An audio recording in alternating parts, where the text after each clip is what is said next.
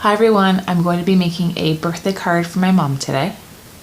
I'm using these really cute cat sets. They are from papermania, and I did have these in a previous haul. I will link that down below if you want to see that. These two sets are called Just to Say Thanks and Someone Special, and then there's also a coordinating paper pack, and it is called Little Meow. And this is just a really sweet set with really cute cat patterns on it. And I'm going to use a few other things in the card today. So you'll see me use a couple different dies today. The first die that I'm going to be using is from Fawn. It's the large stitched rectangle die, which is the same size as an A2 card. And you will also see me using a couple of these dies. These are the slide on over Fawn dies to make slider cards. And finally, I'm going to be using a happy birthday die. This is one that I got really recently from My Favorite Things. It is just really delicate. I love the font on it, so this will be my first card that I'm using it. And the name of this die is just Happy Birthday. So the first thing that I cut with the large stitched rectangle die from Fawn was this paper. And you can see it's already cut out there. The pattern is really pretty, and I'm going to use it kind of as if it's a wallpaper. And then for the ground or carpet, I'm going to go ahead and use this color here. And this is just from a Recollections pack. It's called a Seaside cardstock paper, and it's the light sand color. So I'm using some pre-folded card today from the Textured Cards and Envelopes. This is one I use a lot on my channel. It's from Michael's. You can get them with a 50% off coupon, and it's a great deal, and you get really pretty colors. I'm going to use the purple one today. So what I've done so far is I took that sand colored card and I cut it in half, not completely in half, but I did a little cutout so that I could do the slider card. So I took my two slider dies. You can see I used one that was slightly curved and one that was straight, and I have the same color underneath so that as it slides, the purple of the actual cardstock doesn't show through. And then I went ahead and took that piece of card with the cats on it and cut it off so that it was a good height for my card, and then you can see there's the purple back of the card. So there's the base all done. I also went ahead and cut out that happy birthday. It's a really intricate die, so you have to run it through a couple times just to make sure it cuts through and make sure you don't lose the eye. So I really love how this turned out. Now I'm going to go ahead and do some stamping with my mini Misti. I really love this because the stamps I'm using today are newer stamps to me, so I just want to make sure I get a really good impression. I'm going to be using the Ranger Archival ink because I'm going to do some coloring with my Zig Clean Color Real Brush markers, and I don't want to get any bleeding. And I have a little piece of white card already cut out, but it is this one here, and that's the Bristol Smooth Surface. And people have been saying that this works really well for the Zig Clean Color Real Brush markers, and I would agree. I think the coloring with this is great. So if you haven't tried it, I would pick this up and give it a try. So I've picked out 3 cats to stamp. This one for the inside of the card, and this one is going to go outside along with this little one. I'm actually basing them off of real life cats. So we have 2 cats and my mom has a cat, so I'm going to color them like the actual cats that we own. So I'm just going to set up the mini Misti. I have that little piece of white card already cut down to size. I'm going to stick that right in the corner and then just hold it down with some magnets, and then place my little cat right here. Actually, I'm just going to do it like that so it doesn't take up too much space, and then put some magnets down closer to it. So I'm sure you guys have seen this a lot of times, but you just basically close the window and then pick up your stamp, and then you're ready to ink it up. And then you go ahead and stamp it down all the way, and you want to give it a good press so that you get all the ink off your stamp. And I actually got a perfect impression the first time. That's great. I'm going to go ahead and do my other one. And there are my 3 little cats. So I actually already cut this one out and colored it. I did that one last night, and I'm going to do these little 2 colored up now. So here's one of the cats that I'm going to be coloring. There's Prudence down there playing. And here is the other cat, Felix, who's just relaxing relaxing up here. So they do look very different. He is going to be, of course, the tabby, and she's the calico.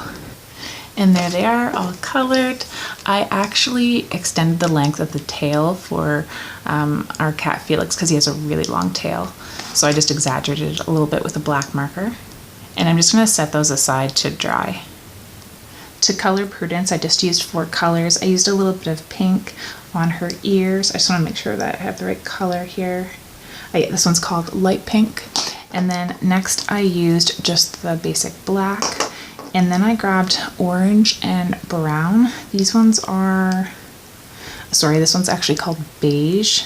And then this one's called bright yellow, which I think is so weird because it's really orange. Like, if you look at that color, that's orange, not yellow. But anyway, works perfectly for her coloring.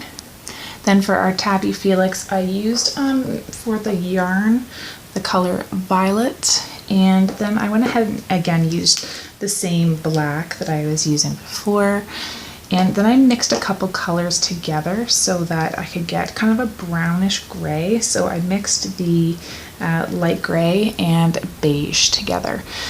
Also, I gave him a little mustache because he actually has a little chocolate milk mustache if you look really closely at him. So this is the color brown that I used for that little mustache. And again, I also used the pink for the ears and then just put a little gray on top to gray it out. Then the third cat, which is Tom, which is my mom's cat, I used the red for the yarn. And that's just kind of keeping in color scheme with the little background paper I'm using. It's purples and reds. And then for the base of the Tom kitten, I used light gray. And then for his spots, I used blue gray. And then also same thing, I used really, really light hand with the pink.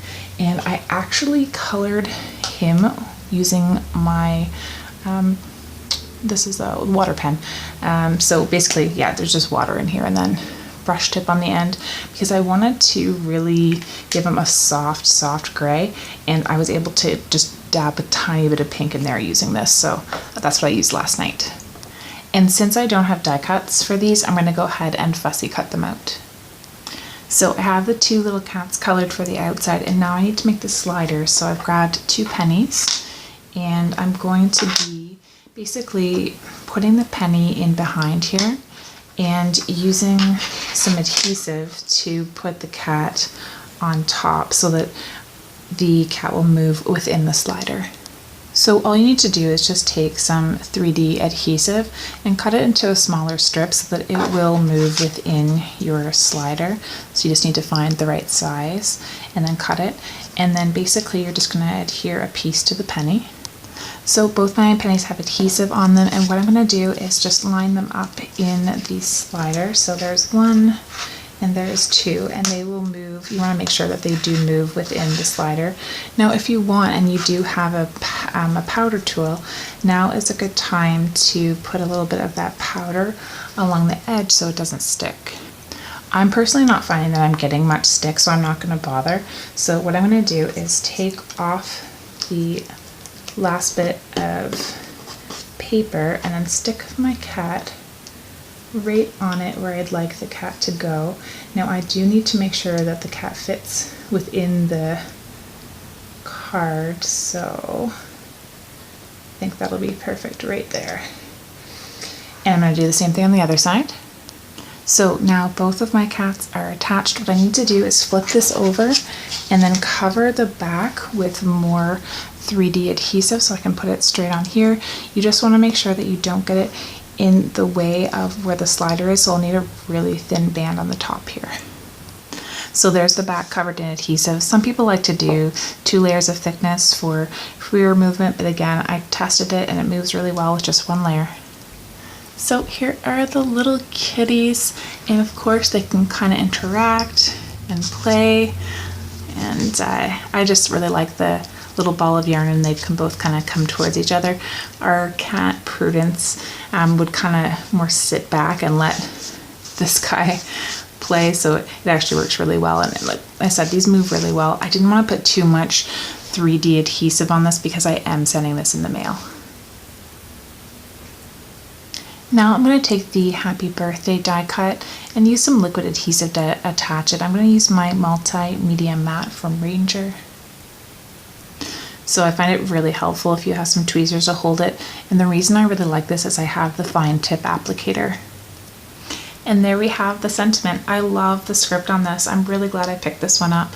And the little cats are, again, our cats on the outside. And then when you open it, I have my mom's little cat on the inside. So I hope you enjoyed this card today, and I hope you have a great day.